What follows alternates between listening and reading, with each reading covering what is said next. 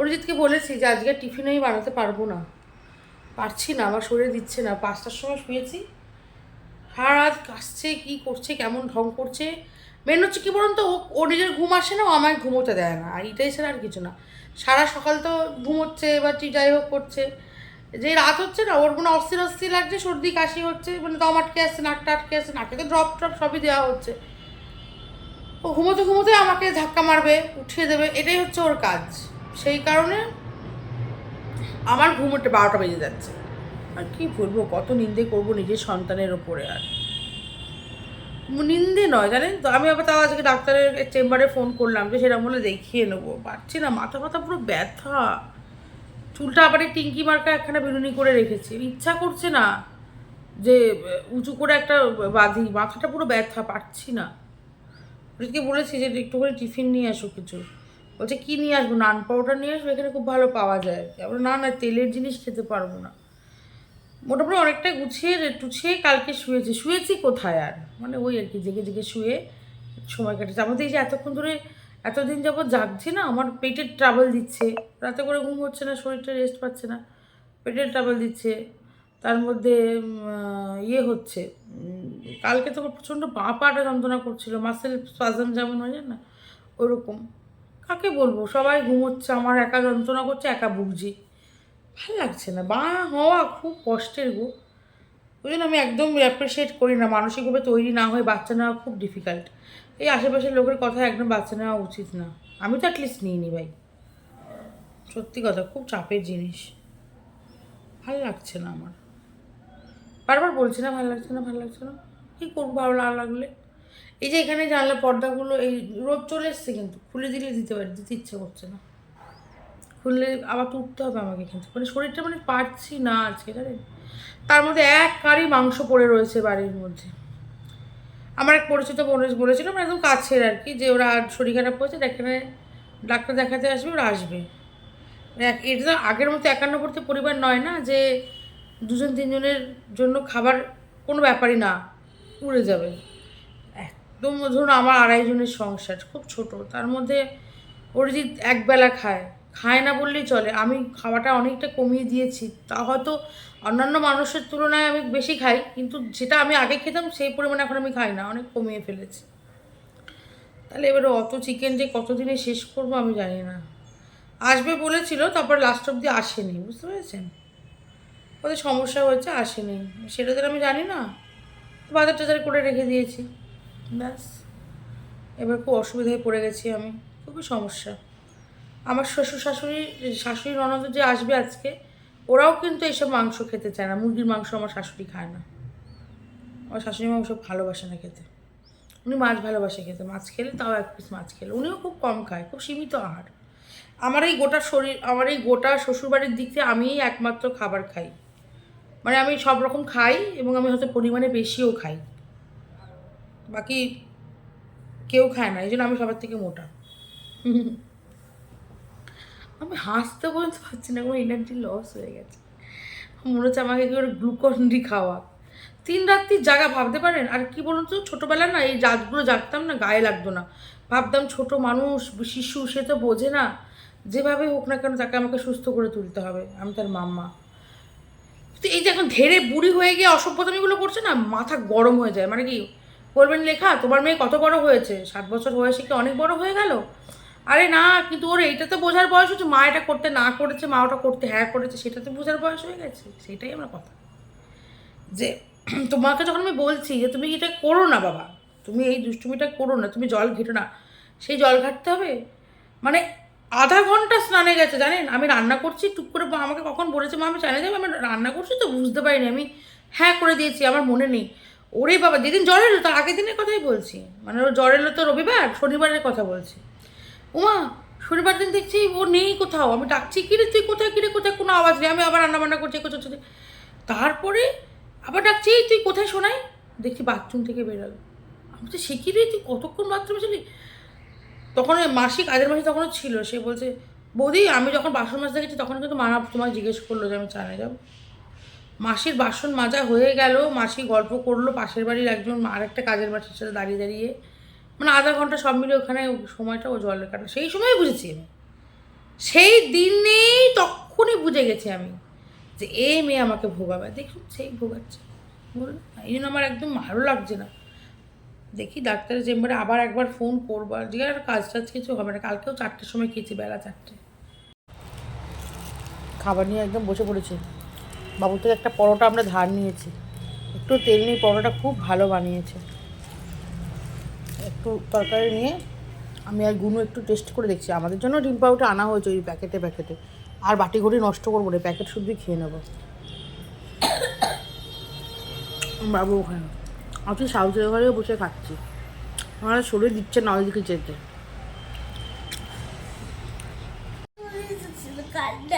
কেন কান্না চলে এসেছিলে কেন? কেন করতে দিচ্ছিল না? কর্নটাকে পাওয়া যাচ্ছিল না? তবে আমি পিৎজা খাবো, কোন কেন পাওয়া যাচ্ছে না? কর্নটা পাওয়া যাচ্ছিল, পিজা খেতে পারছিস না? আচ্ছা বাবা, আটা ময়দা রেখে রেখো, পিৎজাটা কালকে মানে আজকে পিৎজা হলে বানিয়ে দিবে। দেবো, মা মরে যাক তো পিজাটা যেন থাকে। যা ভাবে চালাচ্ছিস মা হারা হবি রে খুব তাড়াতাড়ি অকালে। কে পিজা খাওয়াবে তোকে? তুই যেভাবে কাঁদছিস কি করে খাবি তুই? পিৎজা বানিয়ে দেবে না, চৌকো পিৎজাটা বানিয়ে দেবে, যেটা বড় হয় বেশি। চৌকোই হবে, প্লেটটা চৌকো। চৌকো পিৎজাটা বানিয়ে দেবে, ঠিক ঠিক আছে? আছে দেবো। চৌকো পিৎজাটা খুব বড় হয়, এই বড়টা বেশ বুঝা চক চক। ব্রেকফাস্ট এখনো শেষ করতে পারিনি খেয়ে, পরে যে কি খাবে সেটা বের করা হয়ে গেল। যে মা ফিরবলা হেভি টেস্ট, যে পিৎজা খাবো, মন চোখ দিয়ে জল বেরিয়ে যাচ্ছে নাকি। পিৎজাটা খাবে যে সুইট কর্নটা আনতে গিয়ে সুইট কর্নটা ডিটেক্ট করছিল না ওদের সিস্টেমে, সেজন্য ও কেঁদে ফেলছিলাম। তাই বলছিলাম কি রে তুই একবারটি জল বেরিয়ে যায়নি তোর? তখন জিভ থেকে বলছে না না জিভ থেকে না, চোখ থেকে বেরোচ্ছিল। না না আমি এখন আটা ফাটা কিছু মাখতে পারবো না, আমার শরীরের অবস্থা খুব খারাপ। মা মরে যায় যাক, ডিউটি করে যাক, এটা হলো মেন কথা। লঙ্কার গুঁড়োটা বলতে ভুলে গেছি, অরিজিৎ বলছে যাবে না। চিকেনটা আমি কী করে করবো তাহলে বলুন? তুই যা তাহলে যা, চিকেন দোকানে গিয়ে লঙ্কার গুঁড়ো কিনে নিয়ে এসো, যাও একটা। না পারছি না, যেতে হবে, শিখতে হবে। আমি লিখে দেবো কাগজে লঙ্কার গুঁড়ো 50 রুপিস দেবো, এবার ওটা যা দাম তারপর বাকিটা হিসেব করে নিয়ে আসবে। তোদের স্কুলে তো মানি শেখাচ্ছে। ও নিজের মেয়ে বলে না না পাঠিও না, আমি পরের মেয়ে বলে আমার কোনো দাম নেই না? তোমার তোমার বড় হয়ে গিয়ে না বড় হোসনি, তোর কথাবার্তাগুলো তো হেভি বড়। তো বড় হয়ে গেছে, 5 ইয়ার্স ওর সিনচান। আর তুই কত? 6 7 7 7 তাহলে 5 বেশি না 7 বেশি? 7। তাহলে কে বড়? হয়ে গেল, চলে যাবি এক্ষুনি ব্যাগ পোটলা নিয়ে, তাই না বলুন? যে খাবে পিৎজা তাকে তো গিয়ে লঙ্কা গুঁড়োটা আনতে হবে মাংসটার জন্য, তাই না? গুনু আমার কালারের ব্রাশের সেটটা নিয়ে বসেছে, বন্ধ করে রাখবে। ওখানে একটা কালার প্যালেট আর একটা ব্রাশ। আমাকে বলছে মা তুমি এখন করো না কেন? আর কি করব, সময় কোথায় আমার কালার করার, পেন্টিং করার মতো মিনিমাম টাইমটুকুনি নেই। নিজের জন্য 5 মিনিট টাইম নেই, একটু আইব্রোস করবো তাই যেতে পারছি না। এখানটা একটু বসে আছি জানেন তো, এইখানটা থেকে আমার একটু আকাশ দেখা যায়, গাছপালা দেখা যায়, তো আমার একটু ভালো লাগে এই জায়গাটা বসে থাকতে। সেই জন্য এই ভাঙা সোফাটা এখানে দিয়ে রেখেছি। ফেলে দিতে চেয়েছিল অরিজিৎ, শুধুমাত্র এই জায়গাটা আমি একটু বসবো বলে এই সোফাটা এখানে দিয়ে রেখেছি। আর মনটা যখন খুব খারাপ থাকে, শরীরটা ভালো থাকে না, তখন আমি এই জায়গাটাতে বসি, আমার ভালো লাগে।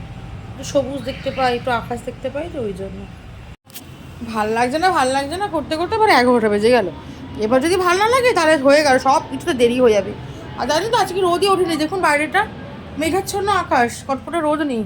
এই গিনিকে ভেবেছিলাম মাথাটা আজকে একটু ধুয়ে দেবো, গিনির স্পঞ্জ করেই দিচ্ছি আমি, চান করাচ্ছি সবই করাচ্ছি, মাথাটা ধোয়াইনি। এগুলো ভাজ করবো না জানেন তো, এমনিই ঢুকিয়ে দেবো। আপনারা ভাবছেন লেখা কত নোংরা, হ্যাঁ ঠিকই ভাবছেন, আমি বড্ড কুঁড়ে ভাই, আমি পারবো না।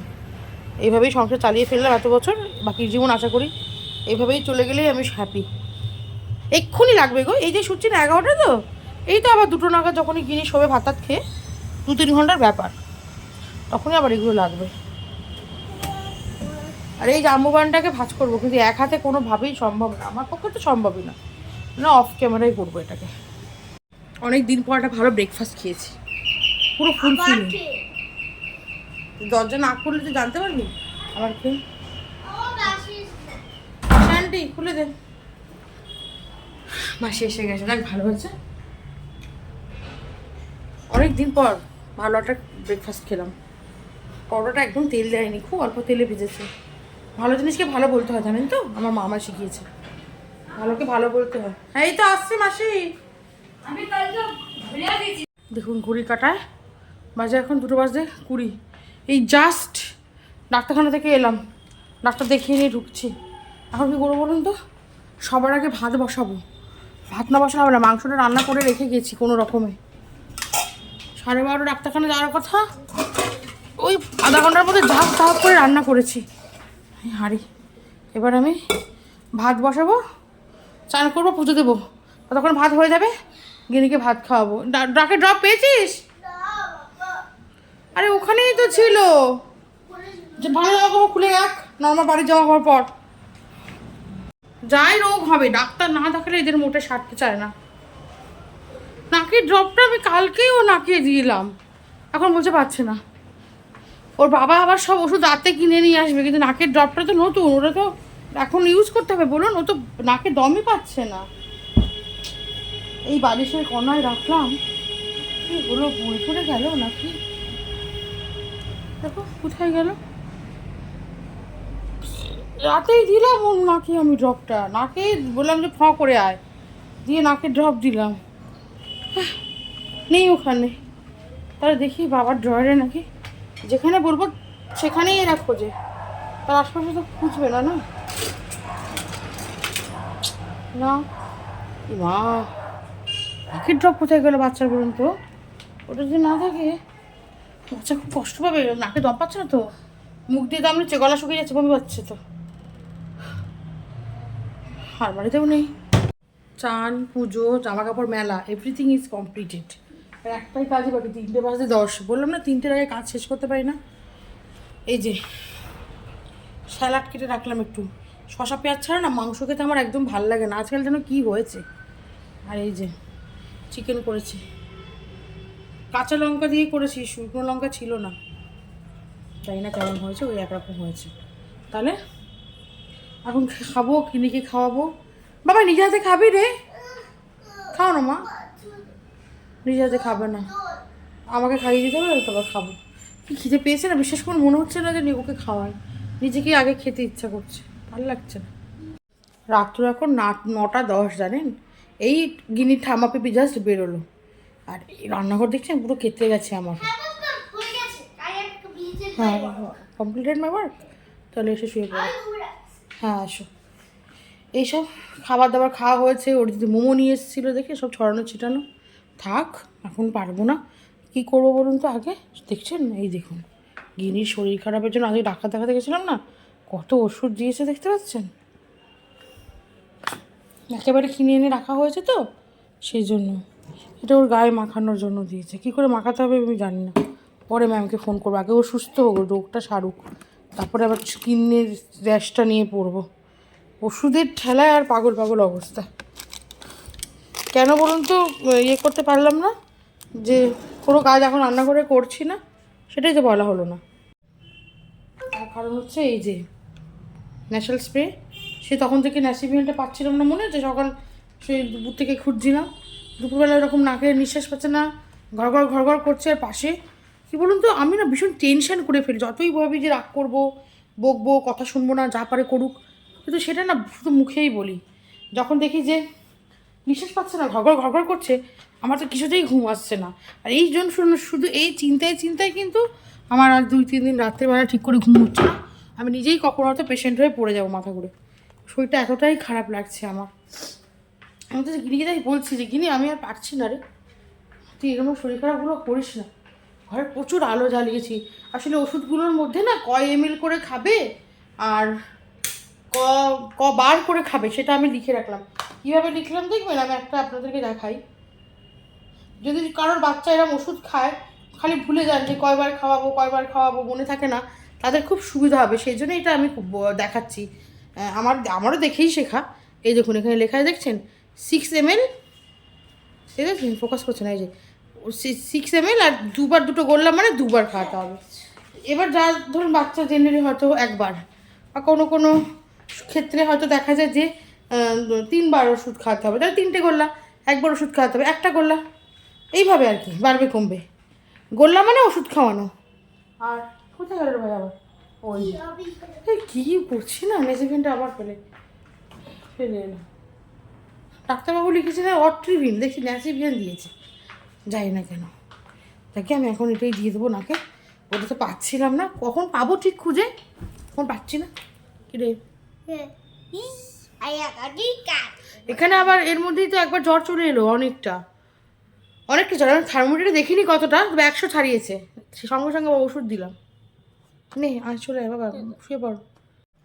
ভাবলাম একটু শান্তি করে বসবো কি, এই দেখুন চাদরের মতো ঢুকে পড়েছি। আমার আর কোনো কাজ নেই জানেন তো, শুধু রান্নাঘরটুকুনি পরিষ্কার করব। আর ওরা যদি 10টার সময় চলে আসবে, এখন 10টা বাজতে 10, ও যদি অফিস থেকে এসে একটুখানি বাইরে যায় 10টার মধ্যে চলে আসে, কোনো দিন ফোন করতে হয় না, 10টার সময়তেই ও চলে আসে, বাধা ধরা রয়েছে। তো 10টার সময় অরিজিৎ আসলে মাংসটা গরম করবো, ভাতটা মাইক্রোওভেনে গরম করবো, আর ওকে খেতে দিয়ে দেবো। গিন্নির তো যা কাশি হচ্ছে মনে হয় না আর কিছু খাবে, কারণ ওর বাবা যে মোমো নিয়ে এসেছিলো ওটা গিনি আর ওর পিপি অনেকটাই খেয়েছে, ওদের রাতে লাগবে না। আর আমার শাশুড়ি মা আজকে যখন এসেছিলেন, তো আমার জন্য না, মানে সবার জন্যই গিয়ে নিয়ে এসেছিলো ভুট্টা। আর আমার কিন্তু তো ভুট্টা খেতে পারছে না, ওর ভুট্টাটাও আমি খেয়েছি, নিজেরটাও খেয়েছি। তো আমি আর রাতে ভাত খাবো না, প্রচণ্ড ভালো ভুট্টা খেতে ভালোবাসি আমি ভীষণ। আর বাবু তো কিনতে পারে না, ওই জন্য আনে না বলে খাওয়া হয় না। তা উনি এনেছিলেন, খুব সুন্দর করে খেয়েছি। তো সেই কারণে এখন আর আমার কোনো কাজ নেই। তাহলে আজকে ব্লগটা আমি এই অবধি রাখলাম, দেখা হবে সামনের একটা ব্লগে। ততক্ষণের জন্য সবাই খুব খুব খুব ভালো থাকবেন, কেমন? Bye bye, good night. আমি এখন এই বিছানাটার মধ্যেই এই যে লাল বালিশটা রেডি করে নিয়েছি, দেখুন আমার পিছনে রয়েছে, হ্যাঁ, এখানে সাটাং করে শুয়ে পড়বো যতক্ষণ না বাবু আসছে। বাবু আসলে উঠবো, ও মা গো বাবা গো করতে করতে উঠে খাবার গরম করে খেতে দিয়ে দেবো। গিনিও আমার পাশে শুয়েছিল, এই উঠে আবার ঘুরঘুর করছে, মা উঠেছে ও উঠলো।